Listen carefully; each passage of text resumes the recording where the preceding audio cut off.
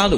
అసలు నందీశ్వరుని యొక్క అనుమతి లేకుండా శివాలయంలో శివదర్శనం చేశారనుకోండి, దాన్ని శంకరుడు అంగీకరించాడు. ఎందుచేత అంటే శివదర్శనాన్ని ఇవ్వడానికి మొట్టమొదట ఎవరు అనుగ్రహించాలి అంటే నందీశ్వరుడు అనుగ్రహించాలి. ఎక్కడి నుంచి వచ్చింది నందికా శక్తి శివపరివారంలో అంటే శిలాదుడు అని ఒక మహర్షి, ఆయన మహానుభావుడు. ఆయనకి ఒకప్పుడు ఒక విచిత్రమైనటువంటి కోరిక కలిగింది, నాకు ఒక కుమారుడు కలగాలి, కానీ అందరు పిల్లలు పుట్టినట్టే భార్య యొక్క సహాయము వలన నా తేజస్సు నా భార్య యొక్క శోణితము కలిసి నా భార్య యందు పిండముగా రూపుదిద్దుకొని ఏదో కొన్ని నెలలు ఆమె గర్భము ధరించిన తరువాత బయటికి వచ్చేటటువంటి శిశువు కాదు, అయోనిజుడు కావాలి.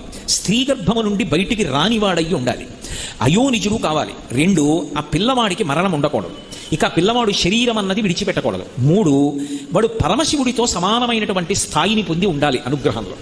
వాడు ఆజ్ఞాపించడంలో కానీ అనుగ్రహించడంలో కానీ రూపంలో కానీ ముమ్మూర్తుల శంకరుడు ఎలా ఉంటాడో అలా ఉండాలి. నాకు అటువంటి కొడుకు కావాలి.